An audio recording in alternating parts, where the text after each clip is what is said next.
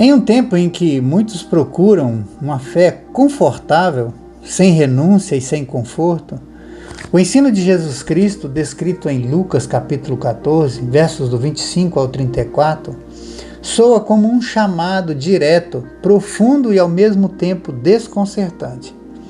O texto começa dizendo que grandes multidões acompanhavam Jesus. À primeira vista, isso parece sucesso. Afinal, muitos estavam interessados em ouvi-lo. Mas Jesus não se impressiona com multidões.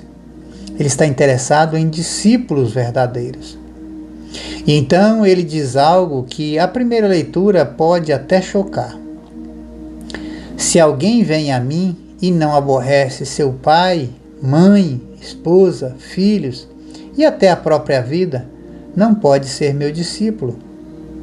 Aqui Jesus não está ensinando desprezo literal pela família, mas estabelecendo uma prioridade absoluta. O ponto é claro: nada pode ocupar o lugar de Deus.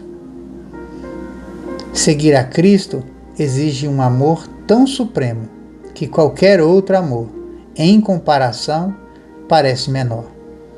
Isso nos leva a uma inevitável pergunta: Jesus é prioridade ou apenas parte da sua vida? Em seguida ele afirma: quem não toma a sua cruz e vem após mim, não pode ser meu discípulo.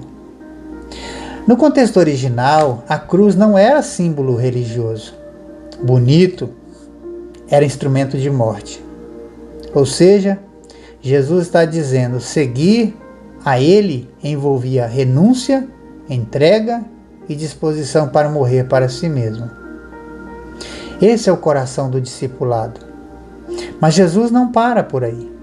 Ele apresenta duas ilustrações que reforçam a necessidade de reflexão antes de segui-lo. A primeira é a de um homem que deseja construir uma torre. Antes de começar, ele calcula os custos para não correr o risco de parar no meio e ser envergonhado.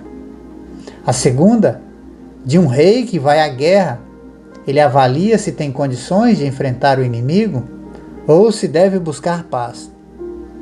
Ambas as imagens apontam para o mesmo princípio.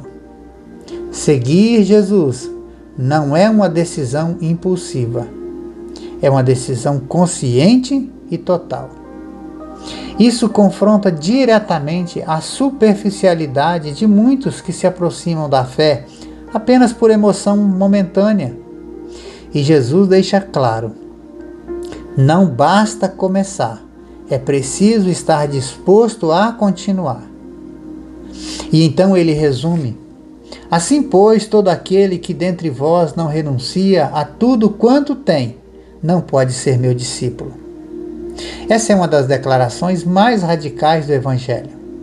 Não significa necessariamente abandonar tudo fisicamente, mas sim reconhecer que tudo pertence a Deus e que nada está acima dele. O discipulado verdadeiro envolve uma rendição completa. E então Jesus conclui com a metáfora forte: o sal. O sal é útil enquanto mantém seu sabor, mas se perder sua utilidade, torna-se inútil. E aqui está o alerta final: uma fé sem compromisso perde o seu propósito. Alguém pode até parecer um seguidor de Cristo externamente, mas sem transformação real, sua fé se torna vazia. Dessa forma, podemos extrair alguns princípios práticos. Primeiro, seguir Jesus exige prioridade absoluta. Ele não aceita ser apenas mais uma opção. Segundo, o discipulado envolve renúncia diária, não apenas uma decisão inicial. E terceiro, é necessário avaliar seriamente o custo de seguir a Cristo. Quarto, uma fé sem compromisso perde a sua essência. E o que podemos reter e guardar no arquivo da nossa memória? Jesus não chama admiradores, ele chama discípulos. Seguir a Cristo não é adicionar algo à vida, é entregar toda a vida. Uma fé que não custa nada, no final não vale nada.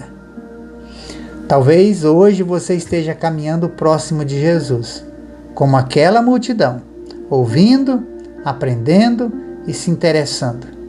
Mas o texto descrito em Lucas capítulo 14 nos leva a um ponto de decisão.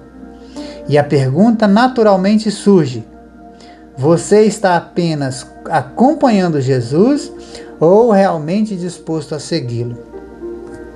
No final, o caminho de Cristo pode não ser o mais fácil, mas é o único que conduz à vida eterna, à verdadeira vida. Pense nisso.